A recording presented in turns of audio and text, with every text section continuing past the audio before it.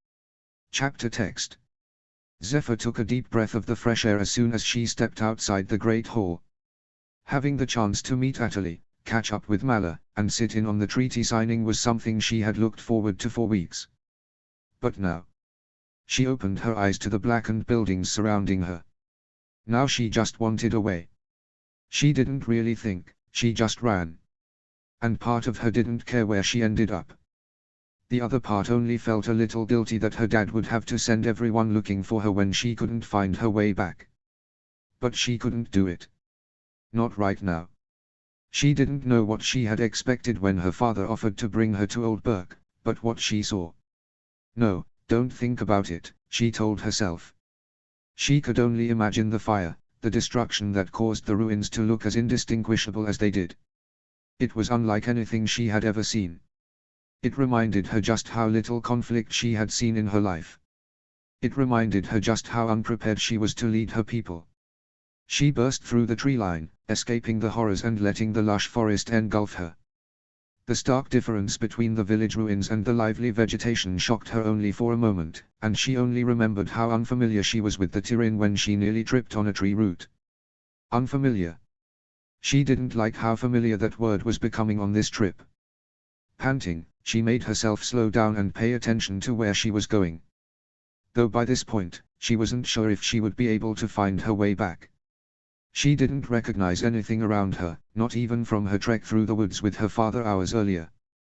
Disappointed in herself for falling apart so easily, she slid down the trunk of a tree and sat in the cool dirt, pulling her knees to her chest and wrapping her arms around them. She couldn't understand why she was unraveling. Granted, she wasn't accustomed to this place like she was with New Berk. She knew every stone, every root, every leaf of that forest by heart. But she couldn't imagine that was the problem. She liked adventure. She'd seen ruins, but ruins of a conflict caused by a man that died 2 years before her own birth. Her father had recounted the night they evacuated the island, but it was just a story. It wasn't nearly as horrifying as some of the others she had heard. But standing in the ruins as he told it, she took a deep breath. The blackened, ashy, nearly non-existent ruins. She shuddered. The destruction that must have caused all of that. She took a deep breath again, but her chest fought back against her. No, stop, don't think about it. She tried again, but her chest only tightened more. Why couldn't she breathe? She shook her head. She was being ridiculous. She wasn't in danger, no one was coming for New Berk. No one wanted to destroy her village like Old Berk was destroyed. She wouldn't see New Berk in blackened ashes like this, buildings collapsing and others barely standing. Her house reduced to nothing but a burnt circle of dead grass after the wind blew the ashes away. Her family left displaced and injured. Her siblings huddled together, bleeding and broken and crying. Her chest tightened even more until it hurt to breathe. She straightened her legs to release the pressure her knees were putting on her chest, but it didn't help. She clutched her chest and tried to focus on pulling the air in and letting it out, but it was hard to focus through the dizziness clouding her head. When did she get so dizzy? Zephyr. The voice came from somewhere off in the trees, but she couldn't place it. She looked around, suddenly hyper-aware of the trees around her. Were they always so dense? She felt like they were closing in on her, like they wanted to trap her here, filling in any empty spaces she could escape through. She tried to stand up, to beat the trees and escape before they had that chance, but her legs were so shaky. She stumbled, clutching the tree she had leaned against for support, begging her legs to respond and hold up her body. What was happening to her? Zephyr. Is everything okay? Absolutely not, she thought to herself. The voice was growing closer, a male voice, but she couldn't get her mind to pull the matching name from her memory. But whoever it was, she couldn't let him see her like this. She spun around, searching for an escape route through the trees still growing ever closer to her. Zephyr, there you are. Are you? She ran. She didn't know what direction, and she didn't particularly care either. She just ran. But her chest was already squeezing the air out of her lungs, and her already pounding heart screamed in protest as she pushed her legs faster. She stumbled as she continued to beg her feet to obey, but there was too much crowding her mind. The image of New Berk in flames, her family breaking apart, a madman laughing at the destruction he had caused, her chest was still getting tighter and her heart was still pounding harder and she still couldn't just make her lungs breathe already and she could hear footsteps pounding behind her and a voice yelling at her and the trees were blocking her view of the sun if the sun was even still there anymore and they were getting closer and closer to her, they were almost hitting her and suddenly there was nothing around her at all, and it took her a moment to realize she must have broken through the tree line. The land in front of her seemed to drop off suddenly. Her mind only registered there was a cliff there a few steps before she reached the drop-off. She tried to stop, but her legs were still so shaky that she couldn't quite overcome the momentum, until suddenly the ground beneath her had run out. Shit, Zephyr. She heard something skid through the dirt behind her just before a strong arm wrapped around her waist. She screamed as she looked down at the ground hundreds of feet below her, one foot still on the cliff edge but the other swinging freely in the air. Someone groaned behind her and pulled her back onto the solid ground next to a large tree branch that another hand was gripping tightly. 2 hands gripped her shoulders, and she looked up to see Ethan panting and red-faced in front of her. Hey, Zephyr, it's okay. Just breathe, I got you. He gently squeezed her shoulders, concern dripping from his brown eyes. You're good now, see? Solid ground, it's all right. She tried to breathe, but her chest was still so tight. It's okay, he repeated, searching her face. Come here, let's sit down. He started to pull her back towards the trees, further from the cliff's edge. I am fine, Zephyr said after a beat, but her voice was shaky and lacked its usual confidence. Ethan turned back around and looked at her curiously, though the concern was still there. His eyebrows pinched together for a brief second, as if he was contemplating something. I know, he said slowly, trying to be nonchalant. But that was a pretty nice run, yeah. A quick rest would feel good. He held out his hand, inviting her now instead of guiding her, and waited patiently.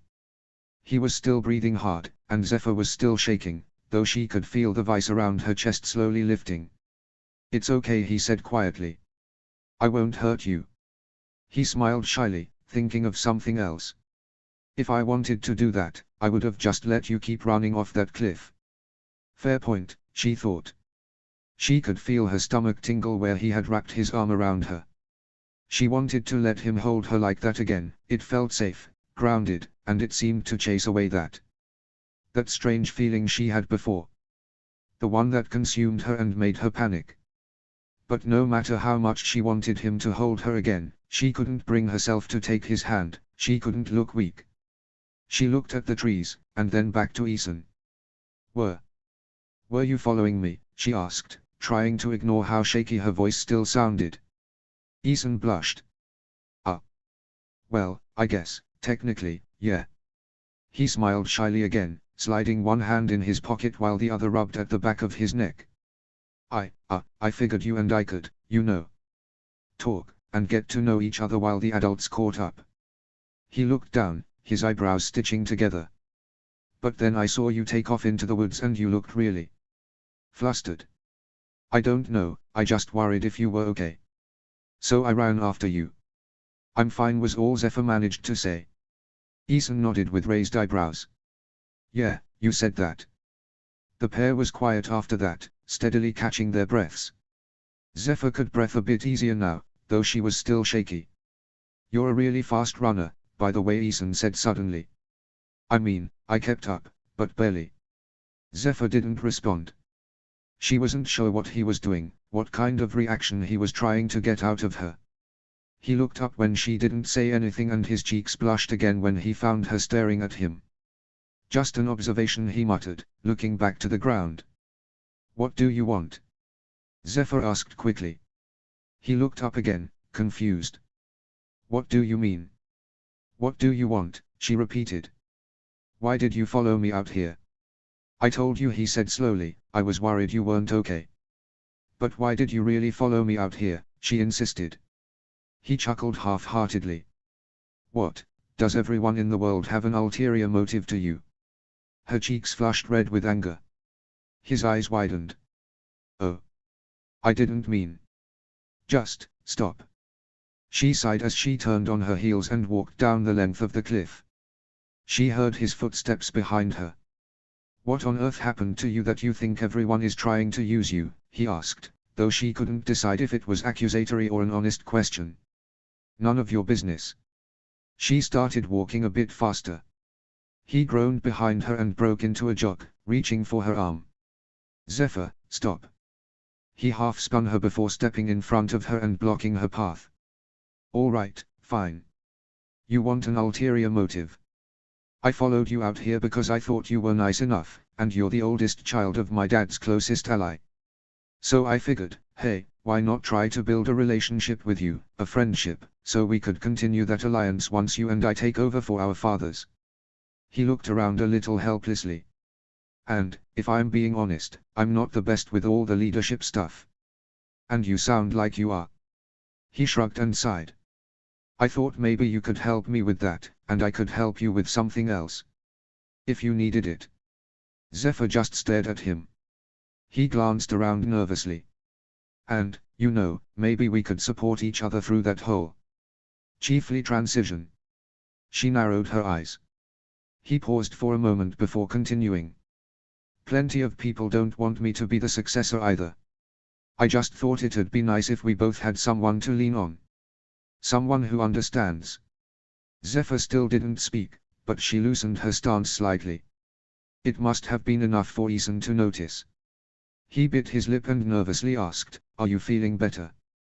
I was fine before, she bit back quietly, though it didn't sound as harsh as she had intended. He nodded slowly. I know.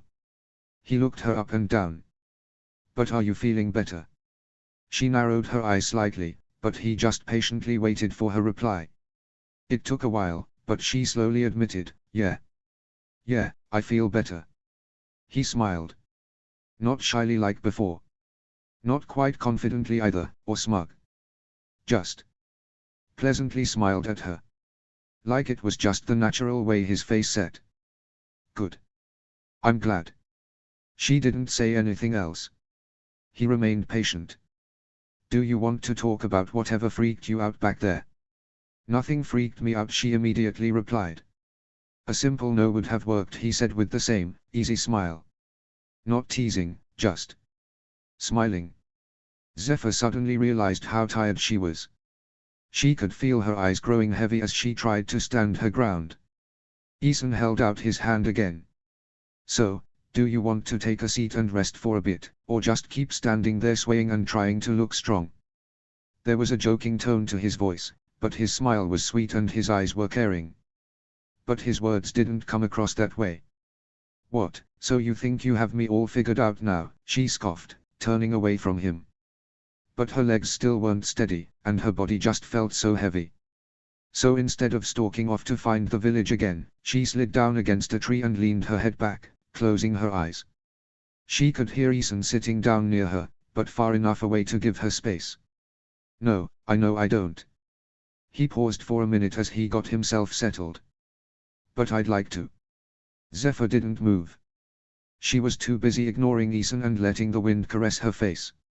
Ethan seemed to get the hint because he finally stayed silent as well. And soon she felt easy and calm enough to start to doze off. Unfortunately, Ethan decided he wasn't happy with that. I don't know how much you know about me, he started quietly, so softly that his voice seemed to mix with the breeze. She sighed. He wasn't letting this go. You're Alvin's only son, your mom wasn't an outcast and she never married your father. She died not long after she gave birth to you, and no one seems to know who she was. If they do, they don't talk about it. According to my parents and the rest of council, at least. She opened one eye to glance to the side. Happy? He chuckled silently, the same sweet smile on his lips. A little. Want to know more? She managed to keep her sigh internal this time, but closed her eyes and let her head roll back again. Sure, she said, not sure if she really meant it or not. She really just wanted to take a nap. Well, you know just about everything about me that I know. Okay, that caught her attention. She lifted her head and turned to him. What do you mean? He shrugged, unusually nonchalant after such a confession. Just that. Everything you just said about me, those few sentences. That's about all I know about my mom too. He looked out to the setting sun in front of them. Dad has only told me two other things about her. Her name was Era. Zephyr's brows pinched together. Alvin named you after her. He nodded. Yeah, he did. Which is why I think he really must have loved her. Keldon even said he never knew my father could love like that until he heard him talk about my mom. Zephyr thought back while Ethan paused and vaguely remembered Keldon was the name of Alvin's second in command. Though she didn't get much further than that before Ethan started talking again. Dad also told me that she was very sweet and caring. When I was growing up, he told me all the time that he hoped every day I'd turn out more like her and less like him. He shrugged. He seems proud of me more often than not, so I like to think that means I did. He met Zephyr's eyes. You said no one talks about her, right? She nodded slowly. He pulled his knees up and leaned against them. You're right, they don't. Keldon told me what he knew, but even that isn't much. Dad left to visit an island, I don't even know which one. Keldon said he was gone for a year, and came back broken and hardened with a baby boy in his arms. And he doesn't talk about it anymore. Zephyr was stunned into silence. Ethan looked at her and chuckled at her expression. I know. I've tried, but Dad doesn't do well with strong emotions like that. So after a while I just let it go. I figure I'll find out someday. Whether he tells me what happened on his deathbed or Keldon finds something out and lets me know. But anyway, even though I lived practically my whole life on Outcast Island, there's still a lot of the tribe that doesn't think I'm fit to take my father's place. They don't want to be led by a bastard.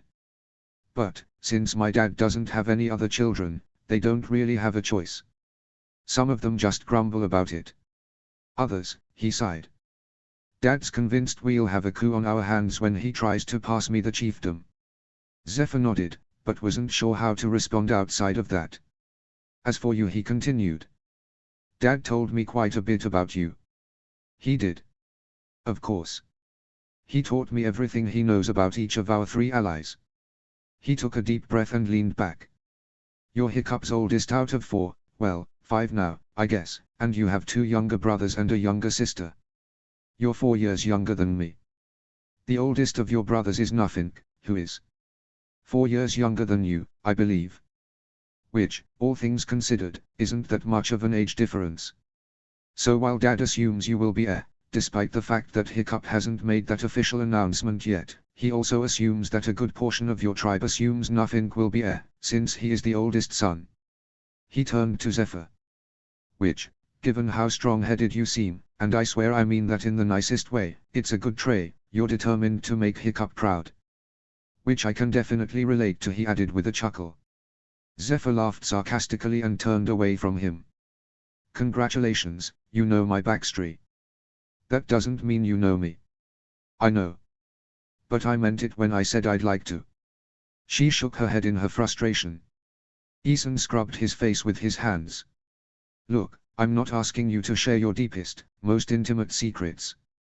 I just thought it'd be nice to have a common ground we could use to help each other on. For the good of our people. To make us better leaders for them. He sighed and stood up. I'm not your enemy, Zephyr. I don't want to be. And we would be stupid to assume that our tribes would be thriving just as well as they are now if our parents didn't have the strong friendships that they have. I think you and I have a lot more in common than you think. But, gods, I hope you have friends in New Burke. Because you seem damned determined not to open up to anyone else. She kept her head turned away from him until she heard his footsteps heading back into the trees. She watched him walk down the hill they must have run up before and took the chance to truly look him over. He was fairly tall, and thinking back to their conversation she recalled he had about a head's height above her. He had broad shoulders, strong arms, and long legs. He wasn't a large, burly Viking like his father, but he was far from scrawny. Though he did have his father's dark hair, as well as the scruffy beginnings of a dark beard to match. His hair was long and he had the top half of it pulled back lazily with a piece of leather. She had to admit he was handsome. But she couldn't help noticing that he lacked the confidence most boys his age would boast with that kind of physical appearance. He had a tendency to slouch his shoulders, his hands seemed to always be in his pockets, and his voice was always so soft, almost as if he was constantly asking, "Is it okay that I say this?" And then there was his eyes. The image of them staring back at her after he pulled her back from the cliff was seared into her mind. They were a deep brown, but once the sunlight hit them just right, they had a warm, amber glow. They were soft, searching, sincere.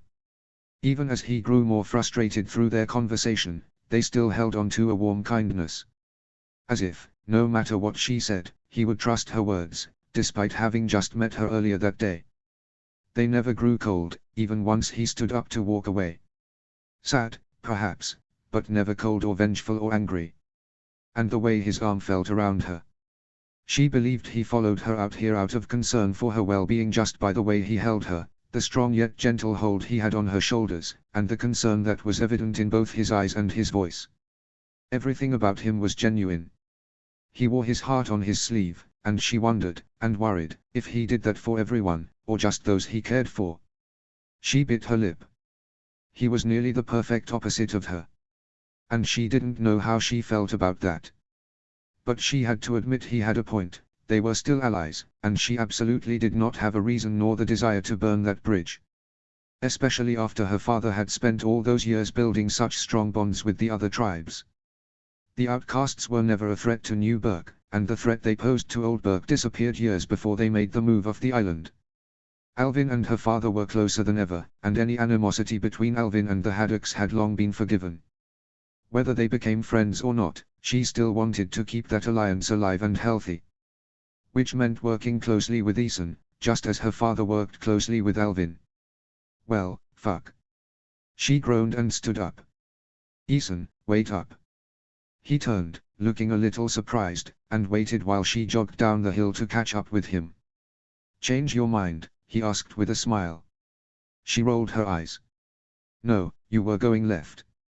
I'm pretty sure the village is to the right. Come on. She walked past him and continued through the trees. She thought she heard him chuckle behind her, but he followed. The rest of the walk back was quiet, and Zephyr thanked the gods he didn't push the conversation again. Whether she ever opened up to him or not, she was far too exhausted to think about it today. Once they found the village again, Zephyr had to suppress a shudder, hoping the feeling from earlier wouldn't come back. She could hear yelling and singing and music coming from the great hall. Do they party like this every year? She asked, not particularly expecting an answer. Yeah, Ethan replied anyway. Dager is usually the first to go. Crazy, I mean, not literally leave. I swear that man just gets more insane the more mead he drinks. Zephyr laughed. Just wait until you see him and my Uncle Toughnut drunk together. Ethan was right. As soon as they walked into the hall, Dager had an arm slung around each of their shoulders. Well, there you two are. Now where on earth did you lovebirds get to? She could easily smell the mead on his breath. Zephyr groaned and snuck out of his sloppy embrace.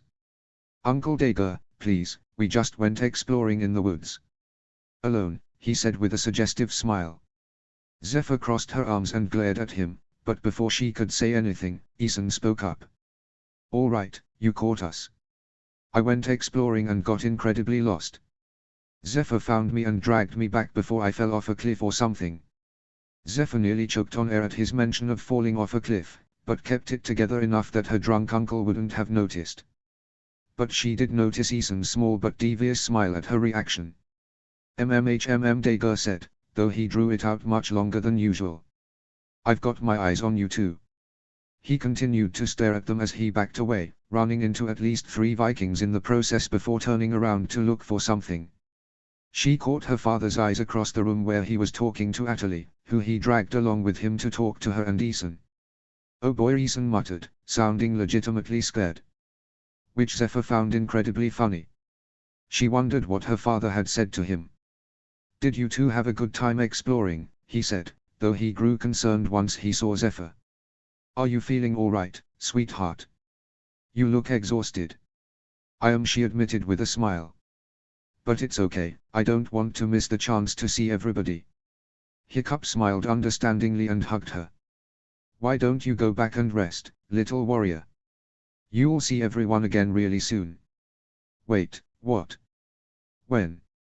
Well, Hiccup started, with the same smile Zephyr knew far too well. It was the same excited smile he had whenever he told her she was getting another sibling, or right before she opened a gift he knew she would love. We decided that we're going to hold a true celebration this year for your birthday. A celebration fit for an heir. Zephyr felt the blood drain from her face. Wait. And, if you're ready, we'll make the official announcement at the celebration as well. Oh gods. Oh gods. She knew it was coming eventually, but she didn't expect it to happen this year. Let alone a month from now. So he continued, unaware of her internal struggle, no need to worry about missing the chance to mingle with everyone, because they've all already said they'll be there. He hugged her tight and kissed her hair. Get some rest, sweetheart. You've had a long day. And I'm sure Eret would love to give you the sailing lesson you kept asking him about on the way over here while we sail home, yeah. She managed to smile and laugh weakly. Sounds great. She left the hall in a bit of a daze as she walked back to the ship. She tried to think back over the day, but it was far too overwhelming. Seeing old Burke, hearing the stories, listening to the meeting, learning about the sudden mention of dragons in the northern markets, the problem she had in the forest, Ethan trying to get her to open up to him, her dad bringing up the party and the announcement. It was too much to think about. She just wanted to sleep, to wake up tomorrow and not worry about any of it anymore. But she knew she couldn't do that. A chief couldn't do that. She sighed. But she wasn't a chief yet. So for now, she was going to sleep and worry about it tomorrow. Or maybe the next day. Notes. Oh boy. Sorry in advance for the long note here. So. This was a very tough chapter for me to write. I have struggled with anxiety for so many years, and only recently have I really risen above it. For those that don't have experience with anxiety or don't know someone who struggles with it, everyone experiences it differently. I based Zephyr's panic attack on my own experiences, and I had to do it in many different sittings to avoid triggering myself. I'm not telling you all this to fish for sympathy, though I am more than happy to answer questions or curiosities, but to remind those that aren't familiar with anxiety disorders that panic attacks come in a huge range of forms. Personally, my mind is always in chaos, but on the outside I could be doing anything from staring off into space to heavily crying. Sometimes I say things or act in certain ways that aren't characteristic of me or don't seem like they belong. Sometimes they last a few minutes, and I have had attacks that last for weeks on end. On that same idea, coping mechanisms have a huge range of possibilities, too.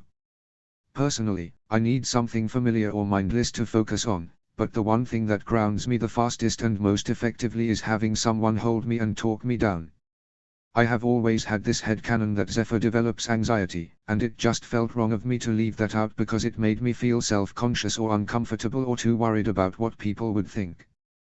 This chapter is sort of the tipping point of that development.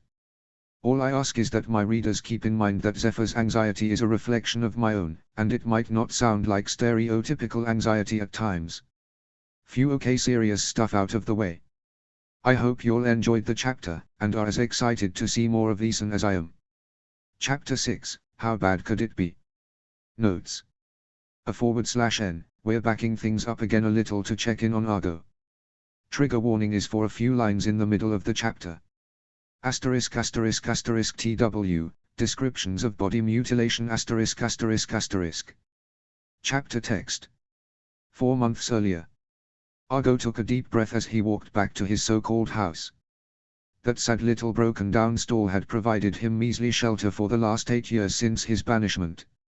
It was hard to think back on those years. He had learned to steal when he was very young, but he wasn't any good at it until he had to be. He nearly starved on more than one occasion, with the winters being particularly hard. But he always found some way to survive, no matter how things got. Though it was hard to really imagine he was living for something. He'd wondered on more than one occasion if it would have been best to just die off years ago. It would have saved him and a lot of others the troubles he caused. It was hard to imagine he had any purpose in this world at all. Even on his own island, he was an outsider. His parents may have had a hut there to call home, but it lacked the warmth of a home. His parents didn't love each other. They existed in a partnership, a mutual understanding that they couldn't survive on their own, so they might as well lean on each other. Argo was simply a mistake made one lonely drunken night. They weren't shy about painting it that way, either. He sighed. No, that was too harsh. They loved him, and they told him that. He may have been a drunken mistake, but it was a mistake they would make again and again. That's what his mother had always told him. And her and his father had only grown closer to one another while raising Argo. It wasn't that they disliked each other, but more that they were friends that tried to make it into something more. And when that didn't work, they still stuck together. The problem was that, while Argo's parents loved him and cared for each other, they didn't care for anyone else. Argo had to imagine that they had been wronged before in their pasts, and found each other down the road, later growing to trust each other. Not that they ever talked about their pasts. But something about the story Argo had created almost justified their actions. He didn't have many belongings in his stall-turned-shelter, so packing them didn't take long. A couple extra sets of clothing used especially in the winter to provide extra warmth against the cold. A tattered piece of fur that barely blocked the wind from chilling his bones. A sack he used to carry it all in on the odd chance he found a decent crew to join temporarily. He met a few traders over the years that needed a man or two to round out their crew. Most were grateful enough to have him. He didn't complain, he kept to himself and did his work. He knew his place. He would sail with them until they returned to the northern markets, where he typically said his goodbyes and returned to his broken-down shack. Only once did he consider joining a trader's crew permanently. The man was incredibly kind and paid Argo more than any other trader had even considered before. He treated his crew well and made sure the men were healthy and provided for. Trader Casimir was the first glimmer of hope he had since his banishment 2 years prior, and what a glorious change it was. The man had such incredible stories, and the gleam in his eyes was far from greedy like the other traders. He was still a trader, of course, and had the typical characteristics that accompanied such a lifestyle. But it was clear that he was a pure man behind the title, and there was a truth in his words that made the most trivial stories intriguing simply because the listener knew he meant every word. He was the first person since his parents that made him feel he belonged somewhere. He didn't hesitate when Casimir offered to give him a permanent position on the crew.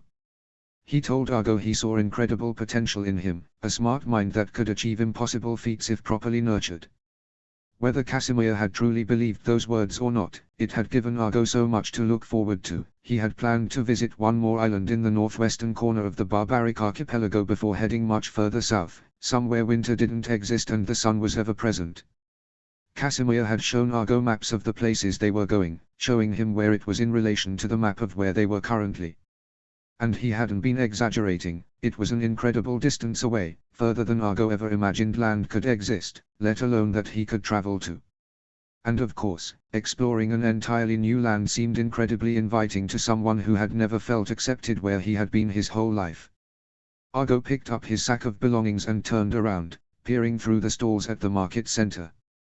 His heart dropped as he remembered the last day he had seen the gracious trader. Casimir had asked Argo to sort through all the goods on the boat and compile any books or scrolls into one area in preparation for the northwestern island. He said both the chief and the chief's right hand were scholars of sorts, and were always interested in the educational material he had. He went into the markets for one last round, taking a list with him of goods this next island typically asked him for. A large brawl broke out, and the crew split up without hesitation. Half stayed back to guard the boat and goods, and half ran towards the commotion. Argo, unaware of what the big deal was since fights were a regular occurrence in the markets, ran off with the group out of pure curiosity. As they approached, they could hear shouting voices demanding information of some kind.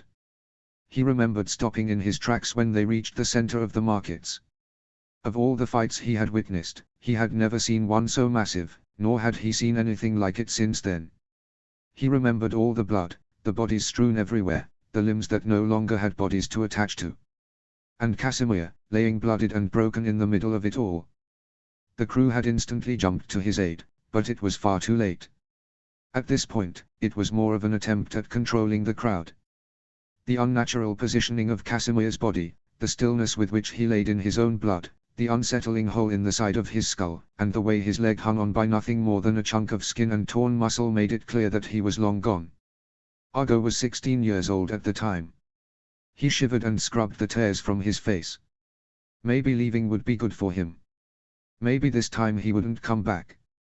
This place never felt right to him after that day. He started walking back to the mead hall where Chief Boira was waiting for him as the sun began to set. He was nothing like Casimir. But something about him drew Argo in. He was so ready to reveal his struggles despite having never met Argo before. His own parents struggled to open up like that. Argo was never much of a believer of fate, so maybe that was what made the offer so interesting. The man was waiting for Argo on the steps of the hall. As Argo crossed the remaining path to join his new chief, he got a better view of the man's intimidating build. He was tall, bulky, and muscular, though those traits weren't exactly uncommon to Vikings.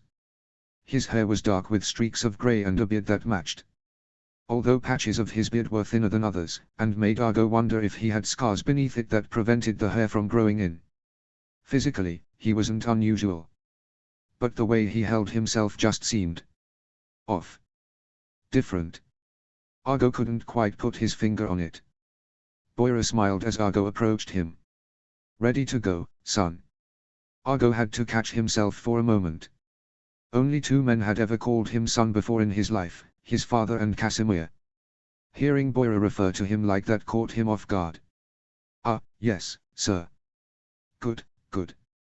Boira gestured to the trees. The boat is on the other side of the island.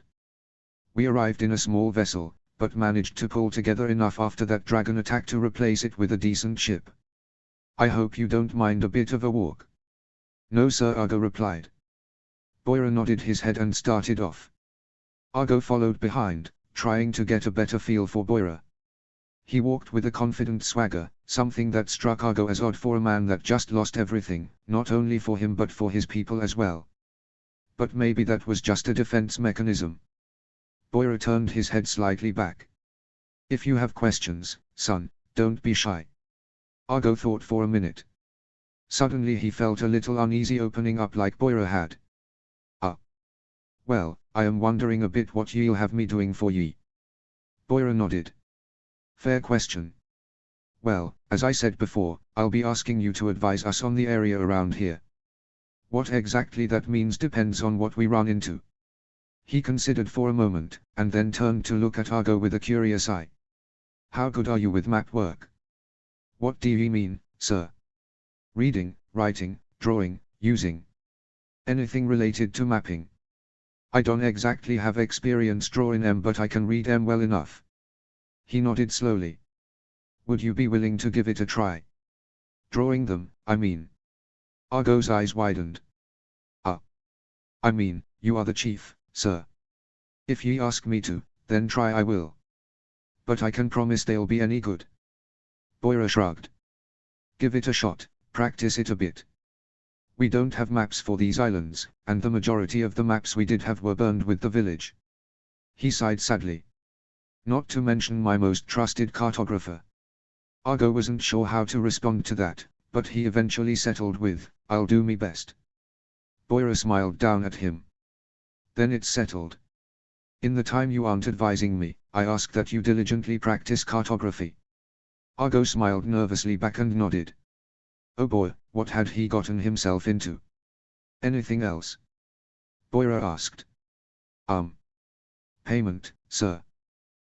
Yes, Boira sighed. The official agreement terms. Well, I can arrange for you to have private quarters on the ship to study and sleep. I have been providing 3 meals daily for my people ever since we had been run off, and that will obviously include you as well. They may not be the most extravagant meals, but they're enough. As for additional payment, he scratched his chin, thinking carefully. We are a bit short on money, so I can't guarantee regular payment until we get into a more permanent settlement. But, I will pay you fairly for each advisement, and for any usable maps you create. I will also provide all the cartography materials you need so long as you let me know directly what those needs are. And I do understand that you are learning, and those needs will be higher than an experienced cartographer, he added with a smile. Any objections? Argo considered carefully. He was tempted to ask what any additional payments may look like, but he wasn't much for material items. If he had clothes on his body and food in his belly, he could manage just fine. And Boira was already offering meals and private living arrangements free of charge. All that just to play around with paper and charcoal and give him some history of the archipelago. Which, thanks to being a squatter in the markets for so many years, he had plenty of knowledge about. Boira chuckled next to him. Take the night. Sleep on it. You don't need to agree right away, son. It's a big offer. Argo nodded slowly. Thank ye, sir. They walked in silence for a while longer as night fell. It was growing harder to see through the ever-darkening forest until they could hear voices growing louder ahead of them. As firelight began to sneak through the blackness, Boira announced, here we are.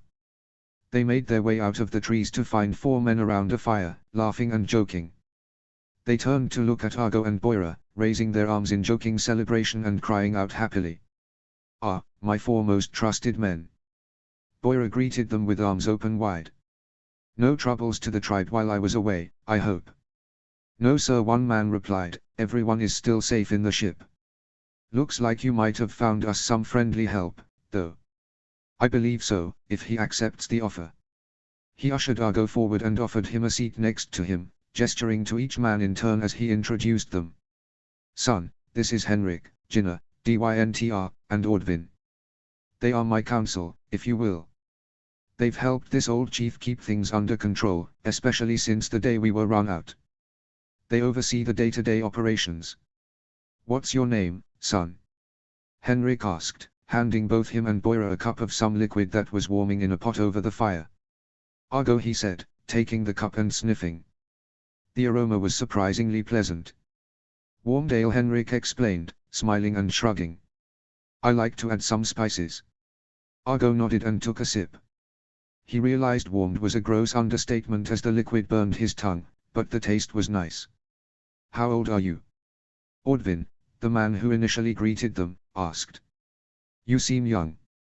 22, Argo said, clutching his cup to warm his hands. 23 by the end of the summer. And what will you be doing for us, Argo? Jinnah asked. A strong body like yours could be of much use. Argo is quite educated about this new land we've found ourselves in. Boira jumped in. He will act as our advisor as we search for a new place for our broken tribe to settle permanently. I'd introduce you to the rest of the tribe, he added, turning to Argo, but they don't much trust outsiders after the famine and dying crops and fire and all. They fear we were sabotaged by a neighboring tribe. They are fragile right now. There would be an uprising on our hands if they found out we brought an outsider on board, much less agreed to take advice from him. He turned back to the men, who were watching Argo intently. Argo has also agreed to try his hand at mapping. If he's any good, he may be able to replace our dear old cartographer that was lost in the village fire. Ordvin sighed. Dear Bolly. The man was a close friend of mine. He bowed his head as Dyntar reached over to pat his shoulder. Boira stood. Come, son. Bring your drink and I'll show you to your private quarters. I'm sure you have a lot to consider, and a warm bed will do you well. They bid the men good night and left them to watch the dying fire. But when he turned to follow Boira, all he could see was a massive ship all but blocking out the starry night sky. No wonder they were short on money. Impressive, isn't she? Boira smiled back at him. Argo nodded slowly, staring in awe as he boarded the ship behind Boira. Something about it struck Argo as familiar, but he couldn't figure out what. But the one thing he did know is that this was not a trader's ship. Boira led him straight to a room directly next to what Argo assumed was the captain's quarters. He turned to find Argo scanning the empty deck of the ship. Everyone is safe below deck. They feel too exposed to sleep up here. Though I will ask that once they start their day, you stay in your quarters. At least until I can ease in the idea of integrating an outsider to them. Argo suppressed a scoff. That could get very old, very fast. But until he made any official decisions in the morning, he would play along. And so he entered the room Boira indicated as his quarters, curious to see what his living space would look like. He had to admit, it wasn't bad at all. A nice bed sat in the back corner, already made and ready for someone to curl up under the thick fur blanket. On the opposite wall was a nicely built desk and chair adorned with a burning candle. A small window allowed some fresh air and light to sneak into the room without completely compromising protection from the elements. And the space was fairly large, even taking into account the furniture of the room. Argo could comfortably pace and move without having to worry about running into anything. Everything about the room was spacious, comfortable, and better than anything Argo had ever lived in before, and that including the home he lived in with his parents. It seemed too good to be true. Will this do for you? Boira asked patiently from the doorway. Yes sir, Argo quickly replied. Yes, this is great. Excellent. Get some sleep, think over the arrangement I offered. I'll need a decision by morning, but we can discuss that over breakfast. I will ask that you remain in your quarters so as to not disturb my tribe. We will bring you your meal and escort you wherever you may need to go. Should you accept the offer, we will bring you cartography supplies and any maps we have on hand. Until then, enjoy the warm bed. Sleep well. With that, Boira closed the door behind him with a soft click. It had been a long time since Argo slept in a real bed, so he wasted no time dropping his belongings, extinguishing the candle, and crawling under the furs. It was so tempting to give in. He would never have to worry about where he would get his next meal, he knew he would have a warm place to sleep, he had something productive to do to spend his time. He would be taken care of, he would have nothing to worry about. He could survive for once. It would be so easy to say yes, to let this man provide him with the simplest necessities of life. But being on this ship unsettled him. Something about it didn't feel right.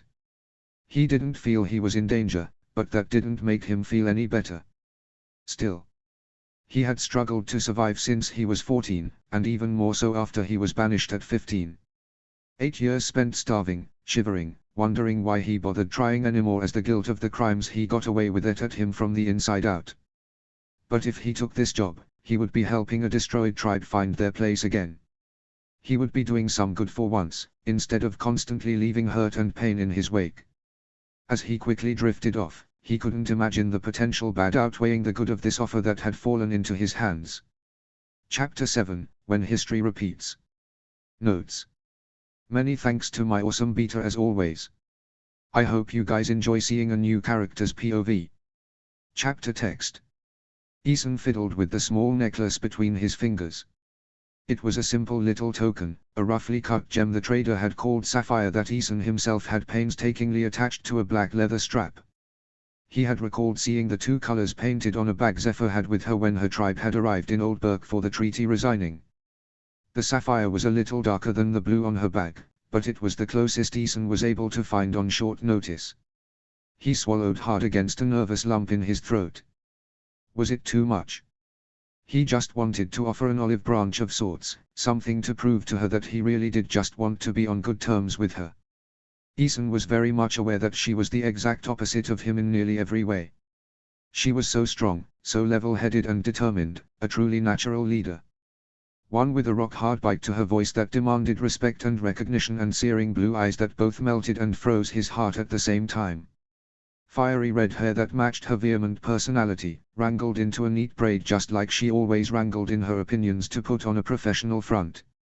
She was still young, though, and she slipped at times, like when her voice exposed her excitement behind the composed face, perfectly mirrored by those wisps of hair that escaped from the rest, along with her bangs, perfectly framing her pale, freckled cheeks.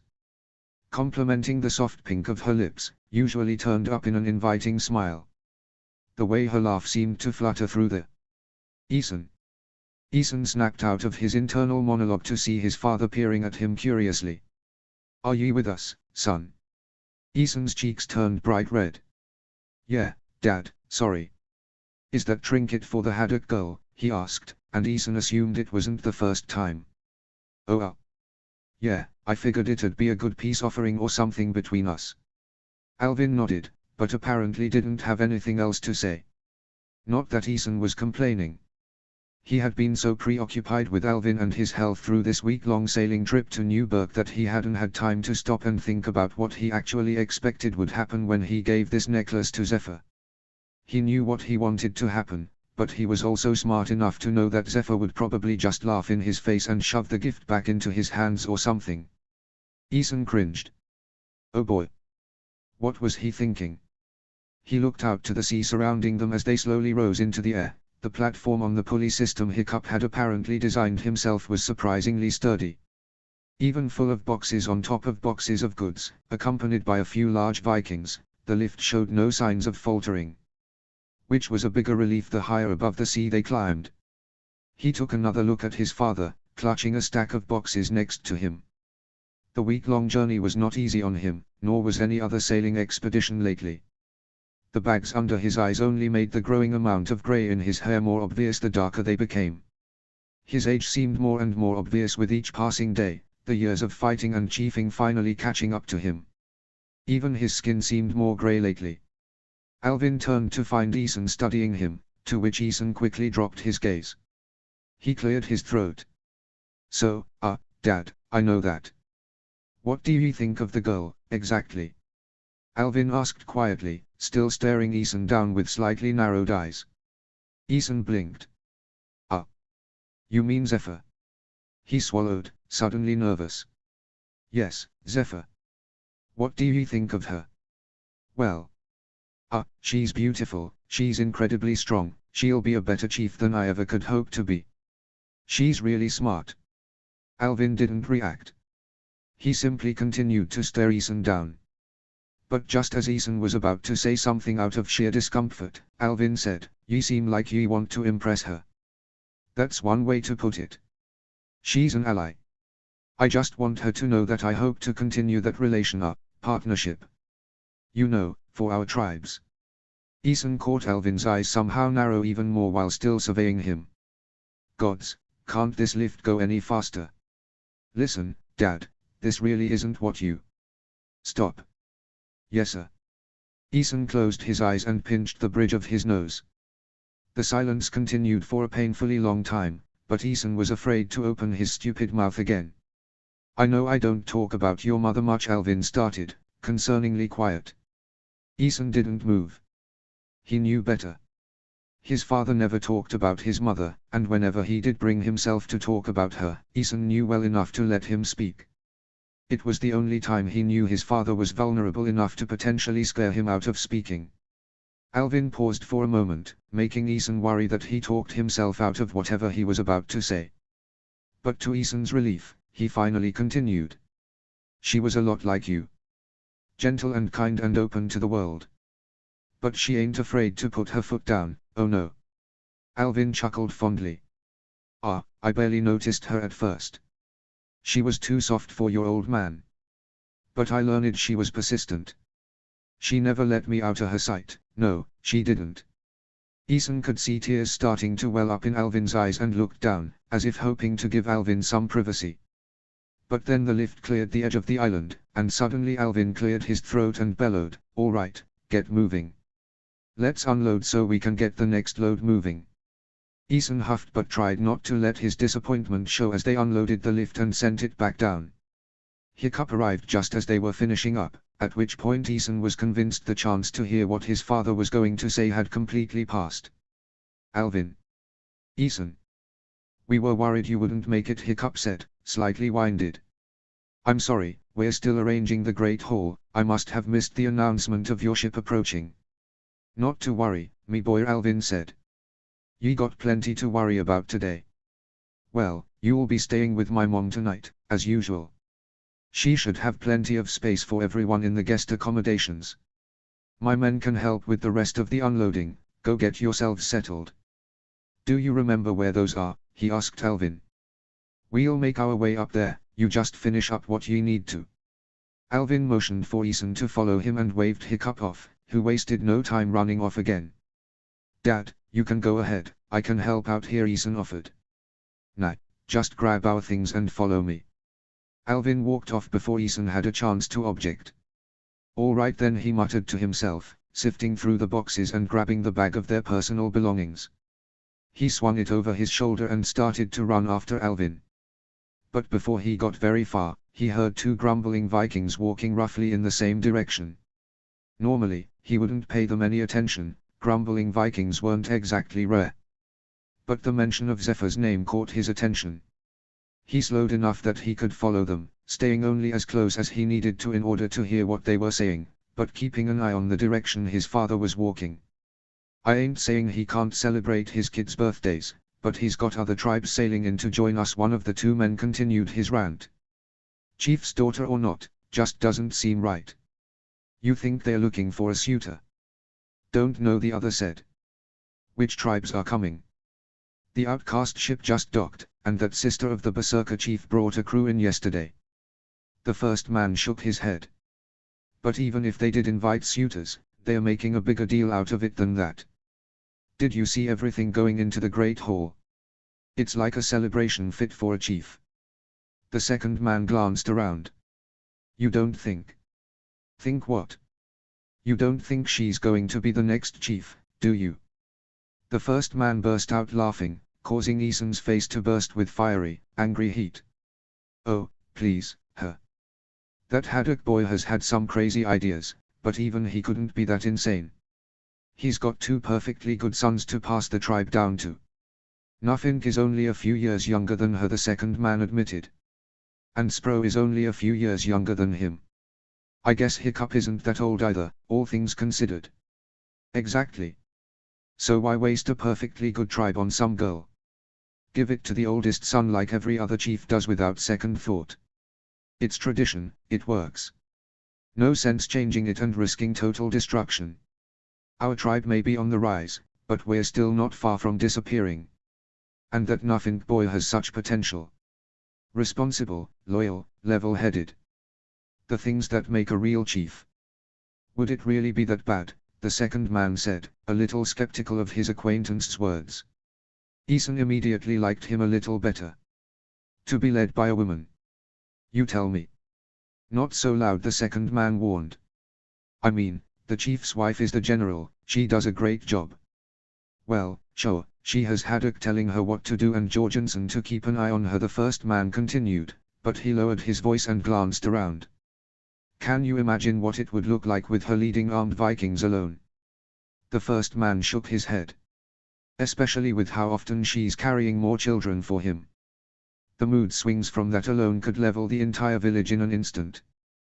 Well, she's always fought by Hiccup's side, and she is a pretty terrifying warrior. The first man scoffed. Sure, but that's, he looked around again and dropped his voice more, forcing Eason to come closer in order to hear. That's even worse. You realize how much strength she has. Can you imagine if she gets mad at us? As in the village. The second man didn't say anything, and Eason couldn't tell his reaction from behind. He tried to continue to quietly follow behind them, but then a speckled white geofalcon circled above them, screeching and pulling both men's attention. The bird gracefully sailed down in a spiral before landing on Eason's shoulder. The men suddenly realized someone was within earshot behind them. Eason was going to hold his tongue, be a good boy and follow the trail to meet back up with his father. But seeing the first man's cocky face sort of ruined that plan. Gentleman, Eason greeted them, nodding his head and dropping the bag.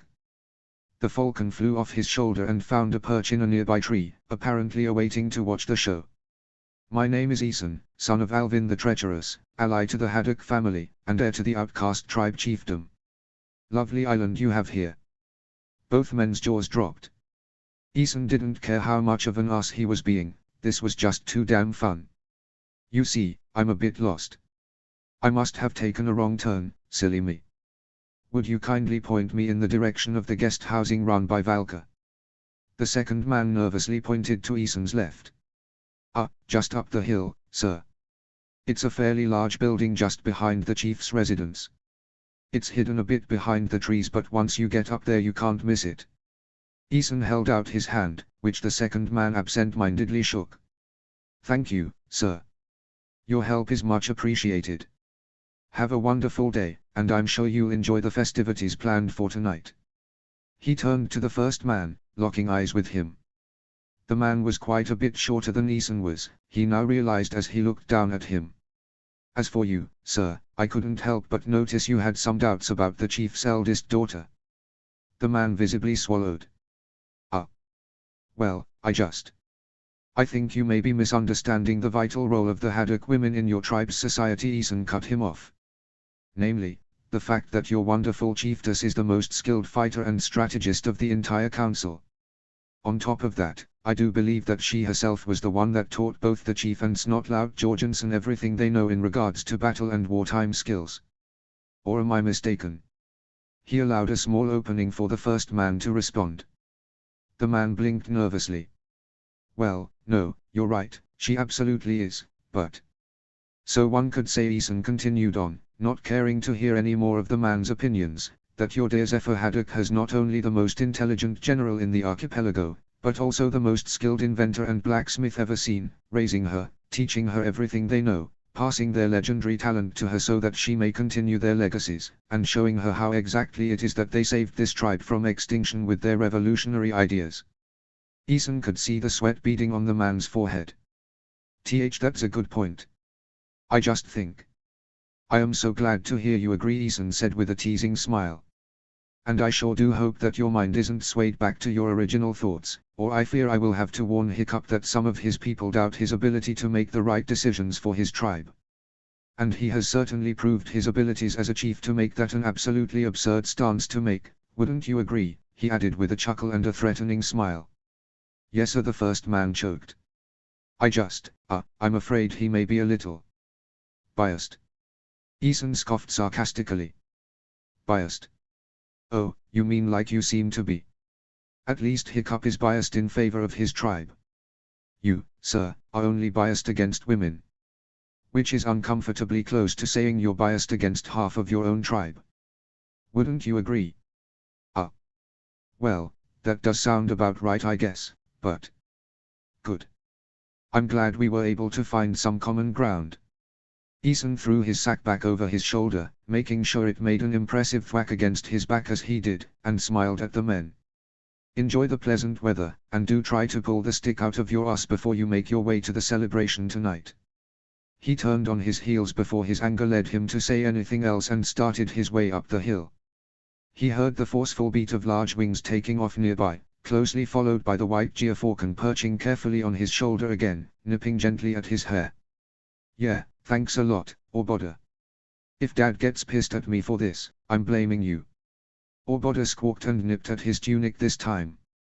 Eason sighed and reached into the pocket in his fur vest, pulling out a piece of rabbit meat. I know, you still did a good job with your training. Here you go. He tossed the meat in the air, which Orboda caught with ease. Good girl, Bodhi. Though I think we need to start working on your timing. The guest hut really wasn't hard to find. Once Eason reached the top of the hill, he was shocked at the sheer size of it. Situated about 50 paces behind the chief's personal home, it filled an entire clearing and seemed high enough to hold 3 rows of rooms stacked on top of each other.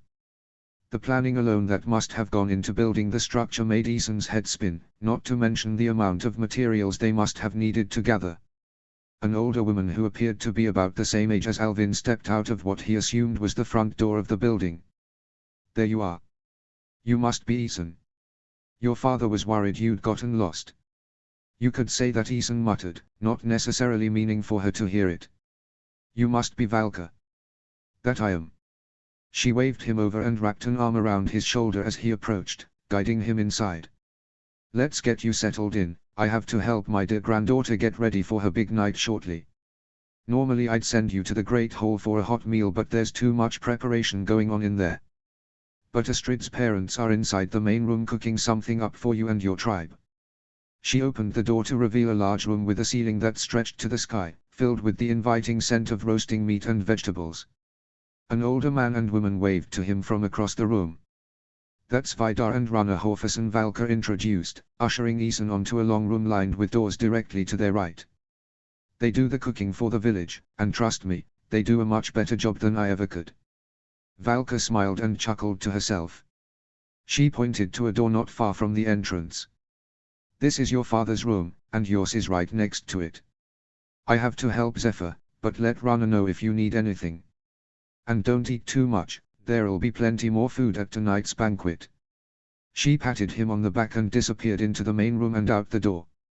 Still trying to process everything she had just said, he pushed open the door to his father's room. Alvin was sitting in a chair in one corner as if patiently waiting for his arrival. Ah, there ye are. Hey Dad, Eason huffed, throwing the bag down on the bed. Alvin chuckled. I only lost ye for a few minutes, what could have pissed ye off that quick? I'm fine, Eason said, opening the bag and sifting through for his own things. Put the bag down and tell your old man what's bothering ya, would ye? He sighed. It's really not a big deal. Alvin hummed. That why you're throwing things around and huffing like a dragon? Eason pinched the bridge of his nose. I'd really rather just leave it, thank you. He picked up his things and started for the door. But Alvin wasn't having it. Shut the damn door and get it off your chest, ye hear me? Eason took a deep breath, contemplated walking out anyway, decided that would be useless, and shut the door. He spun around and tossed his things back on the bed. Did you hear what some of these people are saying about Zephyr?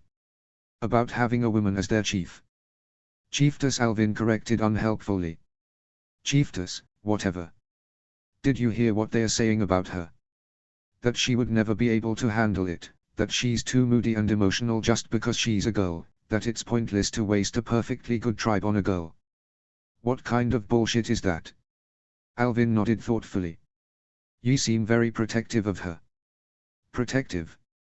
She doesn't need protecting. She's perfectly capable of protecting herself, more so than most men, I'd bet. She could crush them in a heartbeat. So why are ye so worried? I'm not. Alvin nodded again. So then what's the problem? It's just ridiculous. Just because she's a girl, doesn't mean she's incompetent. Eason realized he had begun furiously pacing the room.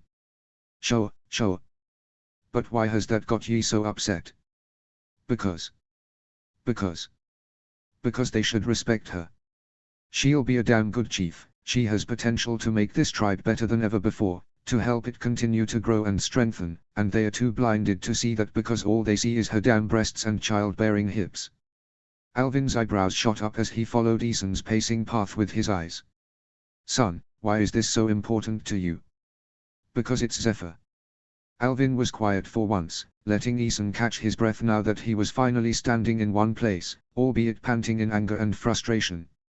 Sit down, son, Alvin requested quietly, motioning to the bed with his head. Ethan, a little embarrassed now at his meltdown, followed orders and sat on the edge of the bed, leaning his elbows on his knees and running his fingers through his hair. Alvin gave him a moment to settle down before speaking again. You've got a lot of passion for this girl. Ethan groaned. Dad, please, not this egg. Shut up and listen. Yes sir, Ethan muttered. After a beat of silence, Alvin continued. I ain't saying it's a bad thing. She's very different from you. What's wrong with that? Ethan asked a little harshly. Nothing at all, Alvin admitted. Your mum and me were the same way. Alvin chuckled. Hell, if you're a lot like your mother, Zephyr is quite a bit like me. Less treacherous, of course, but I'd wager just as stubborn. Ethan chuckled a little to himself, remembering the last time he actually spoke to Zephyr. Stubborn may have been an understatement. Your mum and me sent letters to each other for a year before I gave in. And I didn't even respond to the first few letters, she just kept sending them. He chuckled again. Like I said earlier, she was persistent. He sighed, looking off with a pleasant smile as if he were watching those past days in his mind. After a moment he shook his head. Point is, sometimes having someone so different from you brings out the good parts in you. But not everyone wants that kind of person. Ethan scrubbed his face with the heels of his hands and sat up. You think I want a lot more out of her than she wants out of me, he summarized. That ain't what I'm saying, Alvin gruffly corrected. I'm saying I want you to be prepared, just in case. And that even if she does want more out of you than she lets on right now, that it ain't gonna be easy for her to give into it. Ethan sighed and nodded slightly. The chair creaked, and Ethan looked up to see his father leaning in closer to him. She is quite the spitfire, though, ain't she? Ethan groaned, more jokingly this time, and stood. Dad. What? She'd be a good catch. Dad. Come on. Ethan balled up his belongings in his arms and started for the door again, though he couldn't help smiling now. I'm going to take a nap. Come on, son. Tell me more about her. I know you had a nice chunk of time with her back on Old Burke. Good night, Dad. Ethan shut the door, smiling and shaking his head.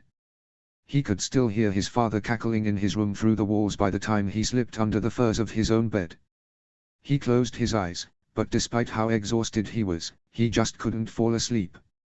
Alvin wasn't wrong, Ethan obviously wanted more out of his partnership with Zephyr than she did. Not that it was hard. All Ethan asked was to be friends, and even that was too much for her. But he knew there was so much more to her than that, something else going on deep down that she wouldn't talk about. There just had to be. He remembered how she ran off into the trees after the resigning, how she looked so overwhelmed and just bolted like a falcon on the run. It had taken a bit to find her after that, but once he did, she looked so terrified, it was the only way Ethan could think to describe it. Like she was running from something, like something was actively running after her with the intent to kill. Worse than that, it was like she was physically present in the space around her, but she wasn't there, she wasn't actually aware of what was going on around her. He could still see her barreling out of control straight towards the cliff, far too fast to stop herself from running right past the drop-off. He didn't even think, he just ran faster somehow and grabbed a nearby branch. He remembered very clearly that he barely got his arm around her before it was too late. And when he pulled her back, when he tried to steady her and calm her down, her withering face made his heart break instantly. He could still see tear tracks glistening in the dimming sunlight. There had been tiny scratches across one of her cheeks that made him wonder if she ran into a branch. Her braid had fallen out a little too, and the loose locks of hair were blowing in the wind across her face. But her eyes had made his blood run cold. He could see a pain and fear and desperation in them that he had never seen before, and it took everything in him not to wrap her in his arms and promise to keep her safe. He didn't even know what he would be saving her from, but at the time, it didn't matter. He would have done anything to make that look in her eyes go away. And yet she managed to stand her ground, to insist she was fine and that nothing was wrong. That she didn't need anyone taking care of her, especially some boy she just met only hours earlier. No matter how much her body shook, or how much her voice broke, or how much her legs swayed with the effort of holding her body up. She refused to admit weakness. And that alone was enough strength to amaze Ethan. It still wasn't enough to convince him she was truly alright. Not with the way she had shuffled away or slumped down against that tree. She looked so vulnerable, and even worse, she looked like she knew she was vulnerable, and yet refused to admit it. Like she had to appear strong, no matter how weak she felt. And after hearing those men talk about her earlier today, he suddenly wasn't surprised. He wondered if they knew how much stress they were putting on her. He wondered if they even cared that they were forcing a barely 14-year-old girl to mature beyond her years and deny herself a little bit of help just so she could look strong enough to lead a tribe. Sure, Ethan had his opposers too, but at least none of them questioned his ability to lead, they were only standing on a matter of principle. But these people would quite literally question every choice Zephyr would make as a chief, just because she was a woman at the helm of the ship. Whether she made the same choice a man would have made or not, they would still doubt her competence. So of course she would force herself to look strong and stand on her own 2 feet and deny assistance from anyone or anything in every aspect of her life. Because even if she showed a glint of weakness, her opposers would use that against her in an instant. It wasn't fair. He sighed and rolled over, beating the lumps out of his pillow in frustration. It may not be fair, but there wasn't anything he could do about it. Hell, thanks to people like the guy he confronted earlier, he couldn't even help her cope in private, she wouldn't let him get that close to her. Even if he did manage to change the mind of every doubting asshole in Newburgh, it still wouldn't matter. Because she would still always have to remain on edge, 10 steps ahead of the rest. So what was the point? He sat up, thoroughly frustrated again and finally admitting he was not getting any sleep before he had to leave for the night's festivities. He pulled his knees towards his chest, laying his head in his arms on top of them and sighing heavily. His father had said his mother sent him letters for months before he even responded to them. And back on the lift he said he always thought she was too soft for him, but that he was persistent. Ethan didn't know what Alvin was like before he met Era, but Keldon always said he became a more open and considerate man after he returned with his infant son. Keldon said he believed whatever happened between him and Era changed him for the better, and that it was never more clear that Alvin loved her with everything in his heart. And yet in the beginning he insisted she was all wrong for him. Maybe Zephyr and Ethan wouldn't end up in love, marrying each other and starting a family later in life. But maybe if Ethan was persistent enough, he could at least convince her that showing some vulnerability to someone you trust, behind closed doors if needed, was okay sometimes. Maybe he could even become that person she could be vulnerable with.